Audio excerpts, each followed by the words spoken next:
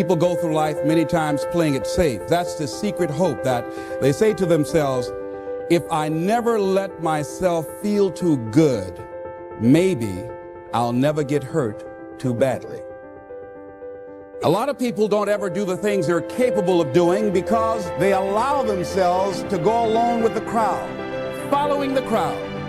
Many people have things they want to do, and they find themselves in relationships with people who are addicted to mediocrity, and they allow their behavior to influence their behavior.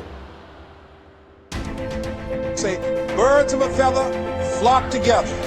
You run around with losers, you will end up a loser.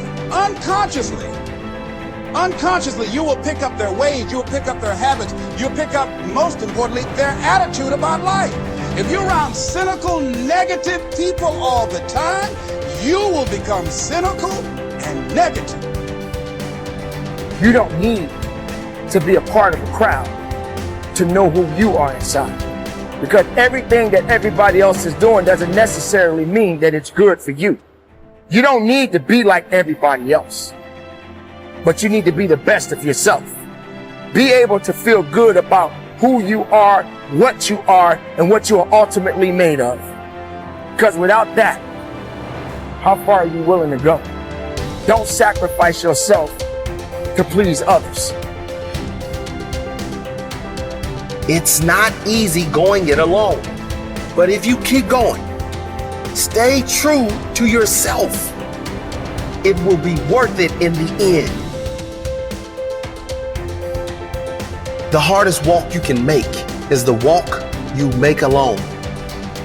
But that is the walk that makes you the strongest. That is the walk that builds your character the most. No matter how painful it is, I gotta keep going. And I gotta keep going because what is my passion? What is my focus? Your focus and your passion will numb you to failure and to pain of striving to get to where you're trying to go. I don't accept that I am what I am and that is what I'm doomed to be. No, I don't accept that. I'm fighting.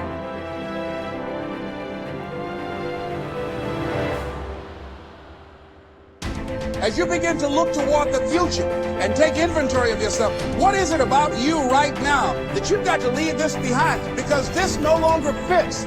Looking at where you want to go and the kind of person that you must become, the kind of standards that you have for you. What is it that you must do differently if you want to keep on getting what you're getting? Keep on doing what you're doing. If you don't keep gathering information, your confidence will start to wane. You'll start to lose it. You've got to keep gathering information. You want your confidence to get stronger and stronger and stronger. And if you don't keep studying, your confidence will start to slip. Like with the knowledge I've got, I could coast to the end of my life, earning all kinds of money, having a pretty good time. But I know I won't go beyond where I'm at, and I'll start slipping back. Got to keep studying. I got up at 3 o'clock this morning, but I went to bed for earlier too. And I was studying for a couple of hours.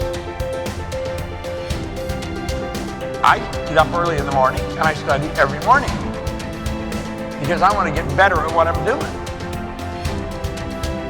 And I know I can get better. I know that I'm nowhere near as effective as I can be. We've got to get this right in our mind. This idea of lack of confidence, it's something that anybody can change. I remember when I first started to study this, we're so afraid of what other people might think of us. It's so silly. I only went to high school, as I said, for 2 months. So I had a vocabulary that you could stick in a thimble. I mean, there was not much to it. And if you were talking, you said something and you used a word I didn't understand, I would never say I don't understand what you're saying. But I didn't understand. So I mean, I was lost in the conversation really fast. But I was afraid to say I don't understand that word. And I started to study Earl's material, and Earl talked about how important vocabulary is. In fact, he made a recording on it. And I started to study words. Now, if you use a word that I don't understand, I'll say, wait, stop. I don't understand what that word means. I'll ask you right there. Because I know if I don't get that cleared up, everything you say from there on, odds are pretty good I'm not going to understand it. You get lost in the conversation. Why wouldn't I tell you I didn't understand? Because I was afraid of what you thought of me. You got to quit worrying about what other people think about you. If you knew how little they did think about you, you wouldn't be so concerned what they are thinking. Terry Whitaker wrote a book. The title of it, What You Think of Me Is None of My Business. And it isn't. What other people think of you is none of your business. Quit worrying about what they think.